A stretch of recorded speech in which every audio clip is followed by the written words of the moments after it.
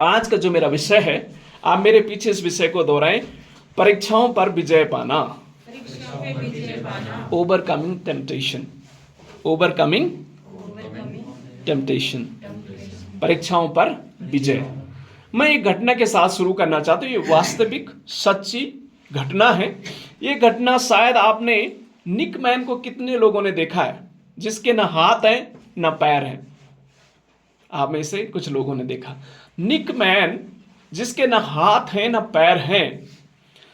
जब ये पैदा हुआ, ये खुद अपनी गवाही देते हैं, जो पैदा हुए जब उनके माँ और बाप ने जब देखा बिना हाथ का और बिना पैर का, तो उन्होंने भी अपना मुंह मोड़ लिया। माँ ने, जिसने पैदा उसे किया, जब वो बच्चा पैदा हुआ, माँ ने मुंह मोड़ लिया, देखना भी नहीं चाह रही थी उसको।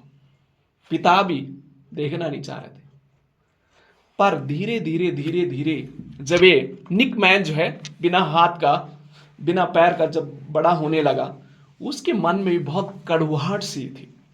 परमेश्वर के प्रति कहते, हे परमेश्वर, अगर आप होते तो मेरे हाथ और पैर क्यों नहीं होते, क्यों मेरे जीवन में ऐसा है। और जब धीरे धीरे बड़ा होने लगा, निक मैन ने कई बार कोशिश की कि अपने आप को सुसाइड कर ले, आत्महत्या कर ले, लेकिन परमेश्वर का वचन उसके पास पहुंचा। मेरे पास आपके लिए की योजना है, वो तुम्हारी हानि की नहीं पर तेरे लाभ के लिए है। जब ये वचन उसको मिला, धीरे धीरे इस वचन के बारे में सोचने लगा, धीरे धीरे इस वचन में मनन करने लगा, सोचने लगा, हे परमेश्वर, अगर मैं बिना हाथ के बिना पैर के आपने मुझे इस दुनिया में भेजा है, कुछ न योजना आपकी मेरे लिए है। वो मेरी हानि के लिए नहीं, मेरे लाभ के लिए है, और मेरे लिए आपकी बहुत बड़ी कल्पना है ही मैं आपके वचन से याद करता हूं और इसमें विश्वास करता हूं कि परमेश्वर आप जरूर मेरे जीवन में करेंगे। और धीरे धीरे उसने अपनी सोच बदलना शुरू किया। और आज जो है निक मैन जो है इंटरनेशनल मोटिवेशनल स्पीकर है। आप थोड़ा सोचिए, जिनके हाथ हैं, जिनके पैर हैं, निराशों में मुरझाए हुए हैं, जिसके न हाथ हैं न पैर हैं, उन्हें उत्साहित कर रहा परमेश्वर के वचन से। आमीन। मेरे प्रिय भाइयों और बहनों, जीवन में जब चुनौती आ जाए, जीवन में परेशानी आ जाए, उस परेशानी को आप वो मैं कैसे देखते हैं? क्या आप अपने आप को उस प्रकार से देखते हैं, ना मेरे हाथ हैं ना पैर हैं? कई बार हमारे हाथ भी होते हैं, पैर भी होते हैं, लेकिन जीवन में निराशाएं हमें अपाहिज बना देती हैं। लेकिन परमेश्वर का वचन जब हमारे पास आता है, हमें उस निराशा से एक आशा उम्मीद देता है। आमीन। परमेश्वर के वचन में वो सामर्थ है, परमेश्वर के वचन में वो जीवन है, जो बिना हाथ और बिना पैर जिसके नहीं है, ऐसे व्यक्ति को परमेश्वर इस्तेमाल करता है और पूरी दुनिया में आज लोग उन्हें सुनते हैं। आज जैसे मैंने कहा, परीक्षाओं पर विजय पाना। जब आप मेरे जीवन में परीक्षाएं आ जाएं, परीक्षाएं हमेशा हमें नुकसान के लिए नहीं होती है। परीक्षाएं इसलिए स्कूल में रखी जाती हैं ताकि अगली क्लास में जाएं। सही बात है। हमें डरना नहीं परीक्षाओं से, परेशानी से डरना नहीं है, बीमारी से डरना नहीं है, समस्याओं से डरना नहीं है। क्यों नहीं डरना? क्योंकि परमेश्वर हमारे जीवन में कई बार इस सब चीजों को लाता है ताकि हमें और मजबूत बनाए और हमें आगे लेके जाए। आमीन। और यही निक मैन के जीवन से हमें सीखने को मिलता है, जिसके न हाथ हैं न पैर हैं, लेकिन परमेश्वर के वचन ने उसको एक नया दिशा, एक नई देखने का आंखें दी, एक नई सोच दी, और वो आज दुनिया के लिए, पूरी दुनिया के लिए प्रेरणा और उत्साह का कारण है। दुनिया के लोगों को परमेश्वर का वचन सुनाता है और लोग बड़े ध्यान से उनको सुनते हैं। शायद अगर उसके 2 हाथ और 2 पैर होते, साधारण से इंसान होता, तो लोग बड़े ध्यान से उसे सुनते नहीं। वो असाधारण है। उस असाधारण व्यक्ति को परमेश्वर ने अद्भुत रीति से इस्तेमाल कर रहे हैं। आमीन। उसको लोग सुनते हैं, इसके ना हाथ हैं ना पैर हैं, फिर भी इतना खुश है। कुछ तो अद्भुत शक्ति है जो इसके पास है। लोग बड़े ध्यान से उन्हें सुनते हैं। प्रियो, जब आपके जीवन में भी जब बीमारी आए, तकलीफ आए, मुश्किलें आए, समस्या आए, एक चीज याद रखना, हमारा परमेश्वर जो है उसके वचन में वो सामर्थ है। उसके वचन को दूसरों को हमें सुनाने की आवश्यकता है। जैसे यशाया से आज हमने पढ़ा, यशाया उसका 39 अध्याय उसके 7 से 13 वचन में, इसमें जो हमें सीखने को मिलता, मालूम है इजरायली लोग उस समय कहाँ थे? इजरायली लोग उस समय बेबीलोन की गुलामी में थे और ये लोग गुलामी में रह रहे थे। 70 साल की गुलामी आप सोच सकते हैं। 70 के साल की गुलामी में ये इजरायली लोग उस समय रह रहे थे और परमेश्वर का भविष्यवक्ता यशायाह के द्वारा ये वचन उन तक पहुंचता है और परमेश्वर उन्हें कहता है कि मैं जो हूं, तुम्हें जो है, जो मनुष्यों से तुच्छ जाना जाता है, जिससे जातियों को घृणा है और जो अपराधियों का दास है, उससे इज़राइल का छुड़ाने वाला और उसका पवित्र अर्थात यहोवा यूं कहता है, राजा उसे देख करके खड़े हो जाएंगे और हाकिम दंडवत करेंगे। यह यहोवा के निमित्त होगा जो सच्चा और इज़राइल का पवित्र है और जिसने तुझे चुन लिया है। आमीन। यहां पर मालूम है ये बात भविष्य की बात हो रही है कि जैसे इजरायली लोग, उनके मन में क्या है, उनकी सोच में क्या है, हम तो गुलामी में हैं, हम गुलामी में हैं, अपनी खुली आजादी के साथ जीवन जी नहीं सकते हैं, क्योंकि बेबीलोन का राजा जो है नबूकदनेस्सर, उनके ऊपर बहुत ही क्रूर था। उन्हें ना आराधना करना देता था, ना उनको स्वतंत्रता के जीवन जीने देता था। उनके ऊपर बहुत ही, आप समझ सकते हैं, अगर किसी की गुलामी में कोई इंसान है तो उसकी आज़ादी की जीवन नहीं जी सकता, ना आराधना खुल के कर सकता है, ना अपने जीवन जी सकता है। ऐसी परिस्थिति में ये लोग हैं। परमेश्वर का वचन यशायाह के माध्यम से उन तक, इजरायलियों तक पहुंचता है। परमेश्वर के तेरा छुड़ाने वाला जो परमेश्वर है, राजा उसे देख करके खड़े होंगे, यानी मसीह आएगा। कई साल पहले भविष्यवाणी उनको परमेश्वर के दास यशायाह के माध्यम से दी गई कि एक राजा आएगा, सब लोग उसके सामने खड़े होंगे, हाकिम जो उसे दंडवत करेंगे और वो अपने चुने हुए लोगों को छुटकारा देगा। आमीन। आमीन। आज मेरे प्रिय भाई और बहनों, शायद आप और मैं इन इजरायलियों के समान बेबीलोन की गुलामी में नहीं है। ये इजरायली लोग तो 70 साल की गुलामी में थे। शायद आज आप और मैं ऐसी गुलामी में नहीं है, लेकिन आज भी आप और मैं किसी न किसी प्रकार की गुलामी में जी रहे हैं। वो कौन सी गुलामी है मालूम नहीं।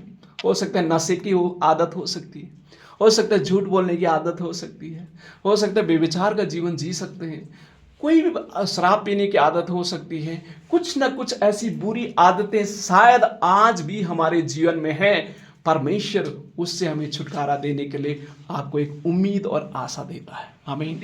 इन्होंने कभी सोचा नहीं था कि 70 साल की गुलामी से आजाद और छुटकारा पाएंगे, लेकिन परमेश्वर ने उन्हें वायदा दिया कि मैं अपने मसीहा को भेजूंगा और तुम्हें छुटकारा दे दूंगा। और परमेश्वर ने उन्हें दिया, परमेश्वर ने उन्हें दिया। 70 साल के बाद ये लोग जब उन्होंने मन फिराया, पश्चाताप किया, परमेश्वर ने उन्हें गैर एक राजा के द्वारा उन्हें छुटकारा दिया और वहां से उन्हें बाहर निकाला। और वो 70 साल के बाद वो आजाद हुए और परमेश्वर की आराधना करने लगे और परमेश्वर की महिमा करने लगे। 70 साल हो या 700 साल हो, परमेश्वर छुटकारा देने की शक्ति रखता है। आमीन। उन्होंने, शायद आप सोच सकते हैं 70 साल कम नहीं होते हैं। यहाँ कोई भी 70 साल का नहीं है। आजकल तो 60 साल 50 साल में लोग इस दुनिया को छोड़ के जा रहे हैं। 70 साल की गुलामी एक छोटा सा समय अंतराल नहीं है, बहुत बड़ा अंतराल है। लेकिन जब इतने लंबे अरसे से, इतने लंबे समय से परमेश्वर छुटकारा दे सकता है, तो आपको मुझे उस बुरी आदत से, जिससे आप में आज जी रहे हैं, उससे बाहर क्यों नहीं निकालेगा। आमीन। परमेश्वर उससे हमें निकालेगा। हो सकता है वो बीमारी है, उस बीमारी से परमेश्वर में बाहर निकालेगा, ये उसका वायदा है। अगर कोई बुरी लत है, बुरी आदत है, बुरी संगति में है, बुरे नशे की आदत, कुछ भी ऐसी चीज क्यों ना हो, आज परमेश्वर का वचन हमें कहता है कि मैं तुम्हें वहां से बाहर निकालूंगा, लेकिन तब जब तुम मेरे पास आएंगे, जब आप मेरे सामने प्रार्थना करेंगे, जब मेरे पास उपवास करेंगे, जब वचन का पढ़ेंगे, खलीसी की संगति में लगातार आएंगे, मैं तुम्हें छुटकारा दूंगा। आमीन। आज आप में छुटकारा तो पाना चाहते हैं, लेकिन परमेश्वर की संगति में जाना नहीं चाहते हैं, वचन पढ़ना नहीं चाहते, उपवास करना नहीं चाहते हैं। हम छुटकारा पाना चाहते हैं, कैसे पाएंगे? हमें जाना पड़ेगा। तभी जाके परमेश्वर में छुटकारा हो। और यही परमेश्वर यशायाह के माध्यम से उनको कह रहा था कि आपको जब मेरी उपस्थिति में आएंगे मैं तुम्हें छुटकारा दूंगा। तो प्रियो, आज जो संदेश आपके लिए है इस भाग से, पहली बात, परमेश्वर जो है विश्वास योग्य परमेश्वर है। आमीन। परमेश्वर विश्वास योग्य परमेश्वर है। आपको मुझे उस पर भरोसा रखने की आवश्यकता है। साथ ही आपको मुझे धैर्य रखने की आवश्यकता है। कई बार हम धैर्य खो जाते हैं। आज के समय में इंसान ऐसा हो चुका है कि हमारे अंदर धैर्य नहीं रहा, पैसेंस नहीं रहा। सब चीजें चुटकी में मिल जाती है। खाना तो चुटकी में बन जाता है आजकल, है ना। सब चीजें बड़ी आसानी से मिल जाता है। सब्र करना हमारे अंदर नहीं रहा। लेकिन 70 साल का कम समय नहीं है। 70 साल तक वो इंतजार करते रहे। एक धैर्य परमेश्वर से भी मांगने की आवश्यकता है। कई बार हम बहुत जल्दी गुस्सा हो जाते हैं। अगर कोई हमारी बात नहीं मानता है तो गुस्सा हो जाते हैं। फोन अगर उसका नेट चले ना तो हमें इरिटेट हो जाते हैं, है ना। अभी 5G आ गया, स्पीड है उसमें। अगर स्लो चलने लगे तो हम बहुत गुस्सा हो जाते हैं। मेरा बेटा छोटा है, अभी 2 साल का है। जब इंटरनेट स्लो हो जाता है तो गुस्सा आकर के फोन फेंक देता है। लेकिन जब चलता रहता है तो बड़ी आनंद से देखता है। ये सिर्फ उनकी बात नहीं, हमारे अंदर भी वही आदतें हैं। मतलब चीजें सब हमारी इच्छा के अनुसार चलना चाहिए। अगर रुक गए तो हम गुस्सा हो जाते हैं, यानी अपने हम धैर्य को खो देते हैं। लेकिन 70 साल का कम समय नहीं। धैर्य रखें और विश्वास करें कि परमेश्वर हमें उस मुश्किल से क्या करेगा, छुटकारा देगा। और यशायाह उसके 10 से 13 तक जहां हम पढ़ेंगे, 13 वचन में लिखा है, हे आकाश जय जयकार कर, हे पृथ्वी मग्न हो, हे पहाड़ों गला खोल करके जय जयकार कर, क्योंकि यहोवा ने अपनी प्रजा को शांति दी है और अपने दीन लोगों पर दया की। आमीन। प्रियो, पूरी सृष्टि भी परमेश्वर की क्या करती है, महिमा करती है। और परमेश्वर हमें याद दिला रहा है कि परमेश्वर अपनी प्रजा को क्या देगा, शांति देगा और दीन लोगों पर क्या करेगा, दया करेगा। परमेश्वर दया करना चाहता हम पर। क्या हम दीन हैं? कई दीन का मतलब क्या होता है, धैर्य रखना बहुत जरूरी है, नम्र होना बहुत जरूरी है। अगर हम सब्र करते हैं, धैर्य के साथ इंतजार करते हैं, परमेश्वर कहता है कि मैं उन पर क्या करूंगा, दया करूंगा। कई बार हम अपना धैर्य खो देते हैं, धीरज खो देते हैं। कहां से हमारे ऊपर दया होगी? परमेश्वर से मांगे। ये आत्मा के फल है प्रियो, ये आत्मा के फल है। धीरज, विश्वास, प्रेम, आनंद, विश्वास, नम्रता, संयम, है ना, धीरज, ये आत्मा के फल है। परमेश्वर से कहें, प्रभु ये फल हमारे जीवन में धैर्य दे। आज जो मैं समझता हूं इस दुनिया में इंसान को जो सबसे ज्यादा आवश्यकता है वो धैर्य की आवश्यकता है, जो इंसान खो दिया है। सब्र नहीं इंसान को होता है। सब चीजें बिल्कुल चुटकी में चाहिए, पल भर में सब चीजें चाहिए। परमेश्वर से मांगे, प्रभु धैर्य दे। और 70 साल का अरसा बहुत लंबा समय है, परमेश्वर ने उन्हें धैर्य दिया। तो प्रियो, इस भाग से हमारे लिए सीखने के लिए ये है कि हमारे लिए आशा है। परमेश्वर में हमारे लिए आशा, उम्मीद है। उस परमेश्वर में हमें भरोसा रखने की आवश्यकता है, धैर्य हमें रखने की आवश्यकता है। अगर धैर्य रखेंगे, परमेश्वर का वचन हमें आशीष देगा, शांति देगा, हम पर दया करेगा। आमीन। अगले भाग में वचन आगे बढ़ना चाहता हूं। भजन संहिता उसका 91 में हमने जो आज पढ़ा है, उस भजन से जो हमें सीखने को मिलता है वो बहुत ही अच्छा जो भजन है, भजन 91 जो है बहुत ही अच्छा भजन है। और इसमें भजन संहिता जब 91 आप पढ़ते हैं, इसे परमेश्वर हमारा रक्षक है, इस भजन का शीर्षक ही दिया, परमेश्वर हमारा रक्षक है। और मालूम है इस भजन को लिखने वाला कौन है? इस भजन को लिखने वाला, कुछ लेखक कहते हैं, कुछ लोगों का कहना है कि इस भजन को लिखने वाला मूसा है और मूसा के द्वारा ये भजन लिखा। और जब आप इसको पढ़ते हैं तो आपको पूरी पिक्चर, वो पिक्चर दिखाई देती है जब इजरायली लोग 40 साल तक मरुभूमि में, जंगल में भटक रहे थे। उस समय का ये लिखा हुआ भजन है, उसका अनुभव है।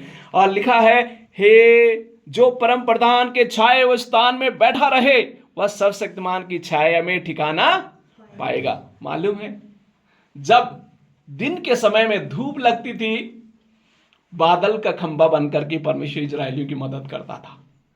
जब रात को अंधेरा होता था, बादल परमेश्वर रात में लाइट का खंभा यानी आग का खंभा बनकर उनकी मदद करता था। तो यहां पर मूसा जो है उस चित्रण को याद कर रहे हैं कि परमेश्वर की उपस्थिति में जो लोग रहते हैं, यानी धूप में भी परमेश्वर छाया बनकर के उनकी मदद करता है। आमीन। जब आगे के आप भागों को पढ़ेंगे, लिखा है वह बहेलियों के जाल से और महामारी से बचाएगा। याद करें उस घटना को, जब मिस्र देश में इजरायली लोग थे और 10 महामारी किसके ऊपर आई? फिरौन और मिस्रियों के ऊपर आई। एक भी महामारी इजरायलियों को नुकसान नहीं पहुंचाई। आमीन। आप थोड़ा सोचिए, इस बगल में जो है मिस्री लोग हैं और इधर इजरायली लोग हैं। यहां पर महामारी आ रही है और यहां पर कुछ भी नहीं हो रहा। आप थोड़ा सोचिए, चमत्कार देखिए। पड़ोस में उनके घर होंगे, कुछ इजरायली लोग यहां पर होंगे, बगल वाले मर रहे हैं, बीमारी उनको आ रही है, महामारी उनके ऊपर आ रहे हैं, लेकिन इजरायलियों का एक भी परिवारों के ऊपर कुछ नहीं हो रहा। आमीन। आमीन। ये है परमेश्वर की आशीष उनके लोगों के ऊपर। और यहां पर भजनकार वही कहता है, वह बहेलियों के जाल से और महामारी से बचाएगा। प्रियो, परमेश्वर जो है अपने लोगों को बचाता है। आमीन। आमीन। आगे के जब आप पढ़ेंगे, नीचे के भागों को आप पढ़ेंगे, 5 वचन का, तू न रात के भय से डरेगा और न उस तीर से जो दिन दोपहर में उड़ता है। रात के समय में परमेश्वर क्या करता था? आग का खंभा बनकर उनका मार्गदर्शन करता था। क्या है इसका मतलब? आज आप मैं शायद उस मिस्र की गुलामी में नहीं हैं, शायद नहीं, मतलब है नहीं हम उस मिस्र की गुलामी में, लेकिन आप और मैं अपने जीवन में विभिन्न प्रकार की समस्याओं से होकर के जाते हैं, परेशानियों से होकर के जाते हैं, बीमारियों से होकर के जाते हैं। आज भी हमारे जीवन में धूप के समान कई बार हमें लगता है कि मूर्छित हो जाऊंगा जब बीमारियां आती हैं, परेशानी जब आती हैं, दिक्कतें जब हमारे जीवन में आती है, आर्थिक तंगी जब आती है, तो हमें बहुत निराशा हो जाती है। लेकिन प्रियो, परमेश्वर का वचन कहता है कि मैं तुम्हारे संग रहूंगा। आमीन। जब परमेश्वर हमारे साथ हैं तो हमें डरने की कोई बात नहीं। आगे वचन में लिखा है, वचन 7 कहता है, तेरे निकट 1000 और तेरी दाहिने ओर 10,000 गिरेंगे, परंतु तेरे पास न आएंगे, परंतु तू अपने आंखों से दृष्टि करेगा और दुष्टों के अंत को देखेगा। आमीन। जब मिस्री लोग जो हैं इजरायलियों का पीछा कर रहे थे, इजरायली लोग आगे थे और पीछे पूरे फैरौन की सेना, उसके घोड़े, पूरी सेना तलवार और भाला लेकर के उनका पीछा कर रहे हैं। आगे समुद्र है और पीछे फिरौन की सेना। अब आप थोड़ा सोचिए, पीछे मुड़ेंगे तो फिरौन की सेना उनको नष्ट करेगी, आगे बढ़ेंगे तो समुद्र में खत्म होंगे। लेकिन देखिए, वो आगे बढ़ते चले गए। आगे परमेश्वर ने क्या किया? समुद्र को 2 भागों में बांट दिया। फिरौन की सेना भी उनके पीछे गई उन्हें मारने के लिए, लेकिन समुद्र जो है बिल्कुल उसने मुंह बंद कर दिया। सारी फिरौन की सेना नष्ट हो गई। लिखा है ना वचन में, क्या लिखा है? परंतु तू अपनी आंखों से दृष्टि करेगा। जब उन्होंने देखा फिरौन की सेना है, दृष्टि की, डर गए, भय आ गया, आगे बढ़ते चले गए। लिखा है और दुष्टों के अंत को देखेगा। परमेश्वर ने कहा मैं इन दुष्टों का अंत करूंगा, और परमेश्वर ने किया। लाल समुद्र में सारी सेना खत्म कर दी। अगर वो लड़ते शायद 1 ही 2 को मार पाते, लेकिन जब परमेश्वर जब लड़ता है सब कुछ खत्म करता है। और देखिए प्रियो, परमेश्वर ने क्या किया? उनकी मदद और सहायता की। मैं आगे के सारे भागों को नहीं पढ़ने जा रहा हूं, लेकिन आज मालूम है इस भजन से जो हमें सीखने के लिए पाठ मिलते हैं, बहुत ही सुंदर भजन है। इसको आप पढ़ें, घर जाकर के इसको पढ़ें और उस दृश्य को याद करें जब इजरायली लोग लाल समुद्र से होकर के जा रहे थे, जंगलों में थे, परमेश्वर ने कैसे कैसे उनकी मदद की। आज भी प्रियो आपकी मदद परमेश्वर करना चाहता है, मेरी मदद करना चाहते हैं। इस भजन से जो मैं आपको आज सिखाना चाहता हूं ये है, पहली बात ये है, परमेश्वर जो है अपने लोगों की रक्षा करता है। आमीन। चाहे वो दिन के समय हो, चाहे रात के समय हो, चाहे दुष्ट हमारे पीछे पड़े, चाहे लाल समुद्र हमारे आगे आए, परमेश्वर हमें बचाएगा। वो हमें सुरक्षित रखेगा, क्योंकि वो महान परमेश्वर है। आमीन। उसके सिवा न कोई था, न है, न होगा। वो महान परमेश्वर हैं। इस बात को कभी ना भूलें। जब आपके जीवन में बीमारी आए, जब आपके जीवन में आर्थिक तंगी आए, जब पारिवारिक कलेश हो जाए, जब आपको ऐसा लगे कि शायद सब कुछ खत्म है, अब कुछ उम्मीद नहीं है, याद रखें परमेश्वर हमारे साथ हैं। आमीन। आमीन। आमीन। जब परमेश्वर हमारे साथ हैं, वही हमारी रक्षा करेगा। आप थोड़ा सोचिए, क्यों परमेश्वर ने उन्हें लाल समुद्र में जाने दिया? परमेश्वर चाहता तो फिरौन की सेना को पहले नष्ट कर देता, लेकिन परमेश्वर ने जानबूझ के उन्हें जाने दिया ताकि उनके विश्वास को मजबूत करे। आपको भी परमेश्वर बीमारी में जाने देगा ताकि आप उसके प्रेम को पहचान सके कि उसका अनुग्रह मेरे लिए काफी है। आमीन। कई बार आपको आर्थिक समस्या में जाने देगा, लेकिन आपको मजबूत बनाएगा। आमीन। आमीन। ये हमारी मजबूती के लिए परमेश्वर कई बार हमें समस्या में जाने देता है, परेशानी में जाने देता है, लेकिन वो हमें छोड़ता नहीं है। आमीन। ये उम्मीद और ये आशा हमारे लिए है, वो हमें छोड़ता नहीं है, वो हमारे साथ रहता है। तो ये भजन से हमें सीखने को मिलता है कि परमेश्वर हमारे साथ रहता है, उसकी रक्षा हमारे साथ है। लेकिन भजन उसका 8 से लेकर 5 तक जब आप पढ़ेंगे, इसी में लिखा, परंतु तू अपनी आंखों से दृष्टि करेगा और दुष्ट के अंत को देगा। हे यहोवा, तू मेरा शरण स्थान ठहरा है, तूने जो परम प्रधान को अपना धाम मान लिया है। आमीन। अगर आप परमेश्वर को अपना धाम मान लेंगे, परमेश्वर को अपना शरण स्थान मान लेंगे, परमेश्वर को अपना सब कुछ मान लेंगे, वही हमारी रक्षा करेगा। आमीन। परमेश्वर रक्षा करेगा। और प्रियो, परमेश्वर ने उनकी रक्षा की। भय न करें।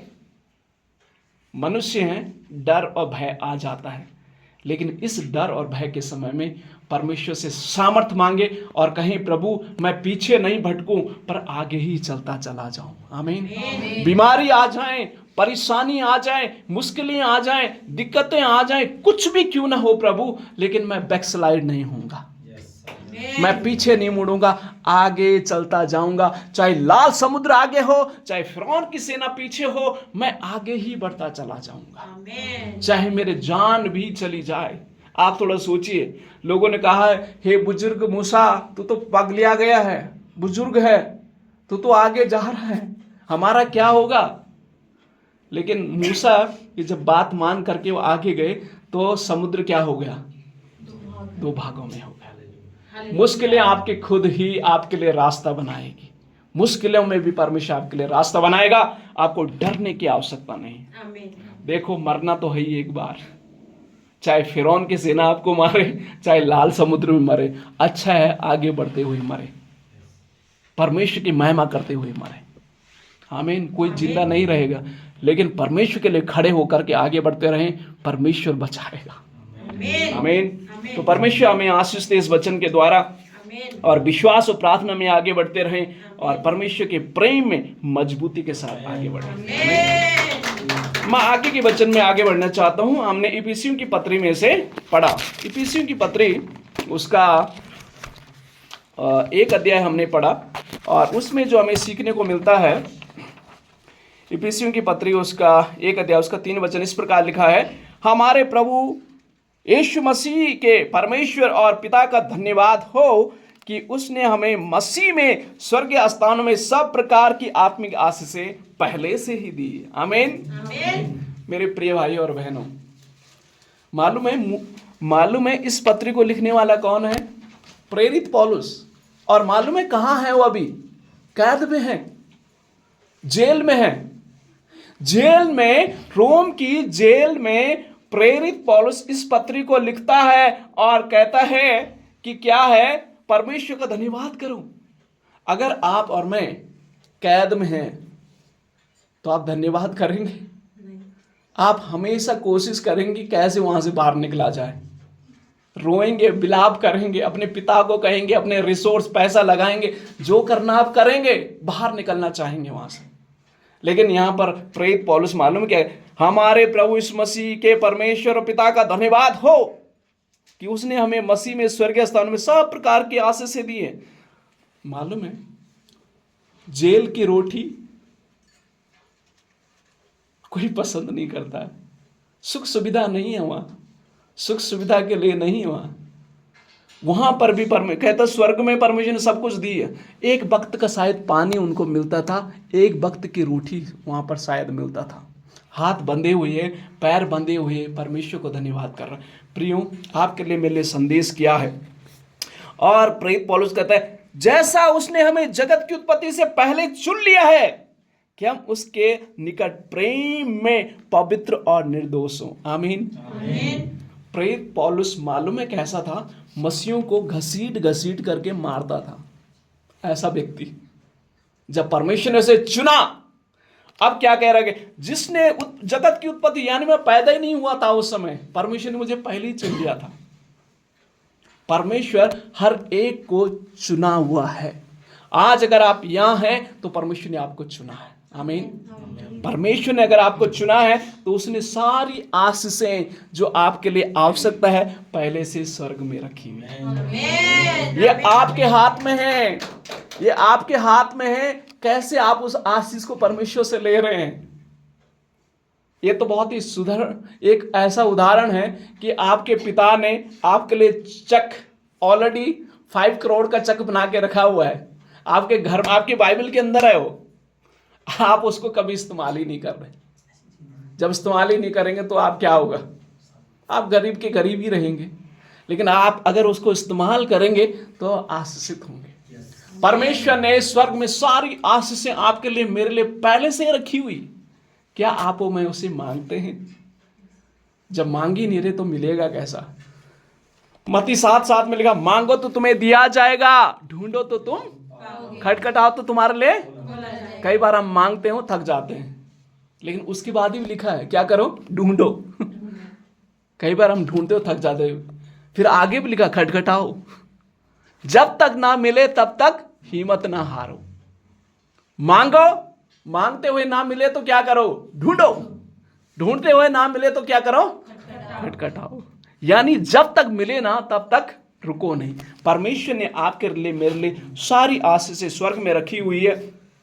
आपको और मुझे परमेश्वर से मांगने की आवश्यकता। वचन 5 में लिखा है, लास्ट पैरा में लिखा, और अपनी इच्छा के भले अप्रिया के अनुसार हमें अपने लिए पहले से ठहराया कि यीशु मसीह के द्वारा हम उसके ले पालक पुत्र हों। आमीन। ले पालक पुत्र मतलब मालूम है क्या है? गोद लिया हुआ। तो आप जो है, प्रभु ने आपको क्या लिया है? गोद ले रखा। आपको क्या लिया है? गोद लिया। जिसको आप में गोद लेते हैं ना, पूरी उनकी जरूरतें पूरी उसको करनी जिसने गोद लिया है। मसीह ने हमें गोद लिया है, हम उसकी बेटा और बेटियां हैं। सारी हमारी जरूरतें वही पूरी करेगा। और यही प्रेरित पौलुस अपने अनुभव से कहता है, हे प्रभु मैं धन्यवाद करता हूं, बड़े मैं कैद में हूं फिर भी आपको धन्यवाद, क्योंकि स्वर्ग में आपने मेरे लिए सब कुछ रखा हुआ है। मुझे कोई डरने की आवश्यकता नहीं, घबराने की आवश्यकता नहीं। तो प्रियो, इससे जो आप मुझे सीखने की आवश्यकता है, पहली बात इससे हमें सीखे, हमें अपनी पहचान को कभी ना भूलें कि हम किसके बेटा और बेटियां हैं। कई बार शैतान कहेगा, अरे तेरा कोई नहीं है, तेरे पति ने भी छोड़ दिया, तेरे माता पिता ने तुझे छोड़ दिया, तू नालायक है, अनाथ है, कोई नहीं तेरा। शैतान ये विचार हमारे मन में लाएगा। लेकिन याद रखना, शैतान को कहना वचन के द्वारा, हे शैतान हट, मुझे यीशु ने गोद लिया है, मैं यीशु का बेटा और बेटियां हूं। आमीन। ये पहचान अपनी बना के रखें। दूसरी बात, परमेश्वर ने हमें सारी आत्मिक आशीषें दी। कहां? स्वर्ग में। उससे हमें मांगने की आवश्यकता है। अगली बात, अपना जीवन पवित्रता का जीवन जी। जब आगे इस वचन को आप पढ़ेंगे तो लिखा है कि परमेश्वर पवित्र है और हमें भी पवित्र होने की जरूरत। अपने जीवन एक पवित्रता का जीवन बिताए। अगर हम कहते हैं परमेश्वर के बच्चे हैं, क्या हमारे कार्य परमेश्वर वाले हैं? परमेश्वर पवित्र है। क्या हम नशा करते हैं, गलत आदतों में हैं, गलत चीज़ों में हैं? अगर गलत चीज़ों में हैं, गलत आदतों में हैं, तो हम मसीह के पुत्र नहीं कहलाएंगे, क्योंकि मसीह के पुत्र और पुत्रियां पवित्र हैं, वो खुद पवित्र है।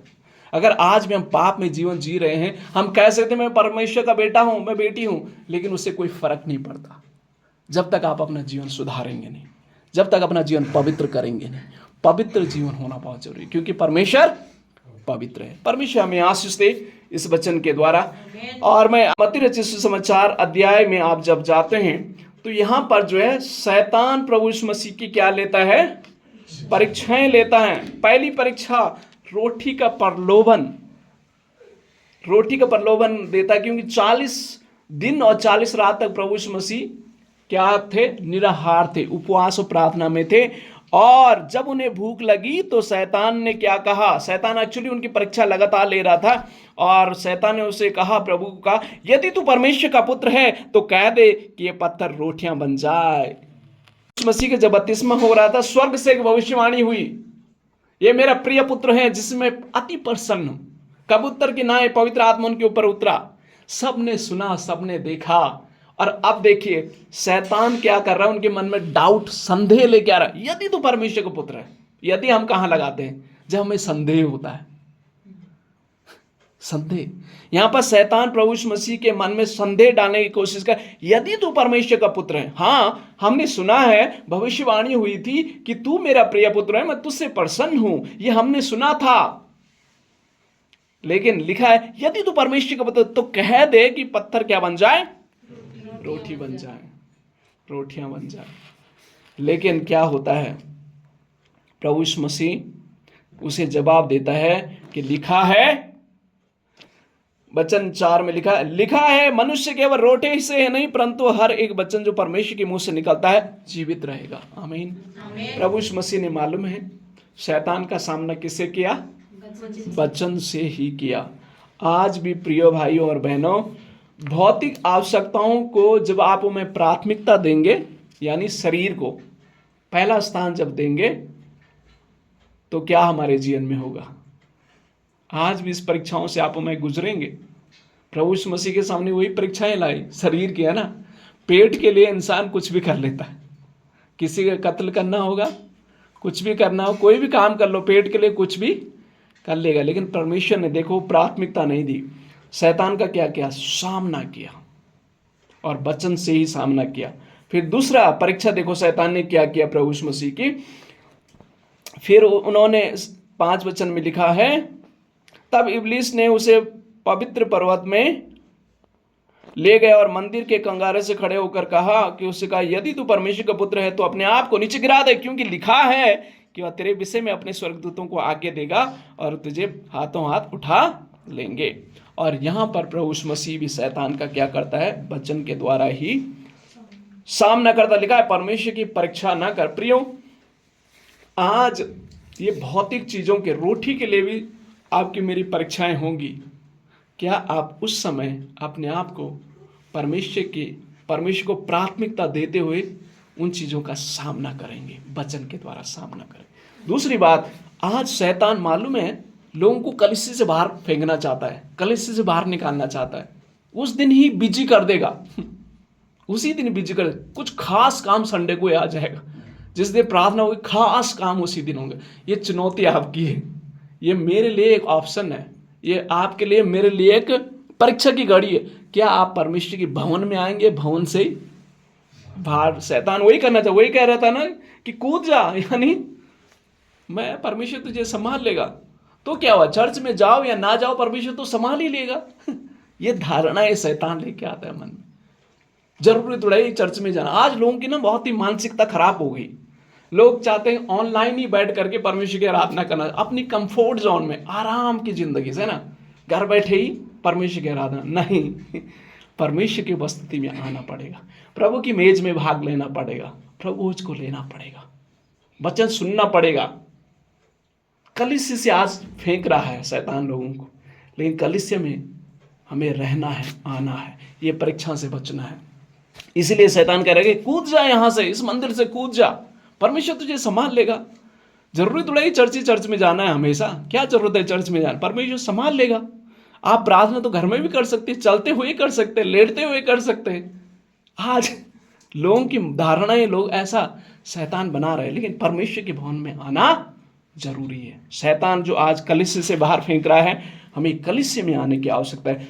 और अपने, जब आप नीचे अगले भाग को पढ़ेंगे, लिखा है, फिर इब्लीस ने उस 8 वचन में, फिर इब्लीस ने उसे एक बहुत ऊंचे पहाड़ पर ले गया और सारे जगत के राज्य और उसका वैभव दिखाकर उसे कहा, यदि तू गिरकर मुझे प्रणाम करे तो मैं सब कुछ तुझे दे दूंगा। प्रियो, आज शैतान जो है आपको संसार की सारी लोभ, संसारिक सारी चीजों के प्रति जो है आपको संसार की चमकती हुई चीजों को, संसार की अट्रैक्शन को, संसार की वो बहुत सुंदर सुंदर चीजों में आपके ध्यान को क्या कर रहा, भटका रहा है। हमें संसार के सारे सुख और सुविधा के लिए शैतान जो है आज इंसान को भटका रहा है, लेकिन इस परीक्षा से हमें बचने की आवश्यकता है। आमीन। और प्रभु यीशु मसीह उसका सामना करता है। प्रभु यीशु मसीह शैतान को कहता है कि हे शैतान दूर हो जा, क्योंकि लिखा है तू प्रभु अपने परमेश्वर को प्रणाम कर और केवल उसी की उपासना कर। आमीन। आमीन। आज जो है आप में जो है संसार की सब चीजों में लिप्त हो रहे हैं, लोग लिप्त हो रहे हैं चीजों में। संसार की उपासना मतलब क्या है? जिस चीजों को आप पहला स्थान दे रहे हैं उसकी आप उपासना कर रहे हैं। अगर आप परमेश्वर को पहला स्थान देते, परमेश्वर की उपासना कर रहे हैं, उसकी आराधना कर रहे हैं। आमीन। लेकिन अगर और चीजों को पहला स्थान दे तो आप उसकी उपासना कर रहे हैं। इसीलिए शैतान ने कहा उसको, कह रहे सारी जो सारे जगत की सारे राज्य मेरे पास है, वैभव मेरे पास है, बस मुझे प्रणाम कर, मेरी उपासना कर, सब मैं तुझे दे दूंगा। आज भी लोग जो हैं संसार की बहुत सारी चीज़ों में अपना ध्यान को लगा के बैठे, अपना समय को लगा के बैठे, सब कुछ उसके लिए कुर्बान कर रहे हैं। अगर उन चीज़ों को, कोई भी चीज़ हो सकती हो, जिस चीज़ को आप पहला स्थान दे रहे हैं उसकी आप उपासना कर रहे हैं। ये बहुत ही सिंपल है। अगर आप परमेश्वर को पहला स्थान दे रहे हैं तो आप उसकी उपासना कर रहे हैं, उसकी आराधना कर रहे हैं। अगर और चीज़ों को पहला स्थान दे रहे हो, कोई आदमी हो सकता है, कोई लड़की हो सकता है, कोई लड़का हो सकता है, पैसा हो सकता है, आपका अच्छा कपड़े पहनने का एक शौक हो सकता है, कोई भी वो चीज़ हो सकती है जिसको आप पहला स्थान दे रहे हैं, वही उसकी आप उपासना कर रहे हैं। तो ये सवाल के साथ मैं आपको छोड़ना चाहता हूँ, परमेश्वर परीक्षाओं में हमें विजय दे। वो सारी समस्याएं जो आपके जीवन में, मेरे जीवन में हैं, उनसे परमेश्वर हमें विजय दे और इन बुरी आदतों से हमें बाहर निकाले और हमें परमेश्वर पर भरोसा रखना सिखाएं। और वही हमारी सुरक्षा करेगा, वही हमारी सहायता करेगा, वही हमारी मदद करेगा।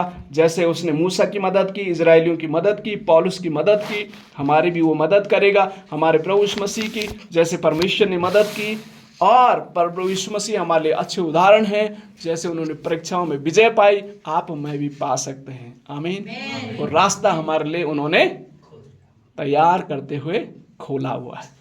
ये आप पर विश्वास, आप पर डिपेंड करता है कि आप शैतान के रास्ते में जाते हैं या मसीह के रास्ते में जाते हैं। ये आपके ऊपर है, मेरे ऊपर है। प्रभु ने वचनों के द्वारा हमें आशीष दे।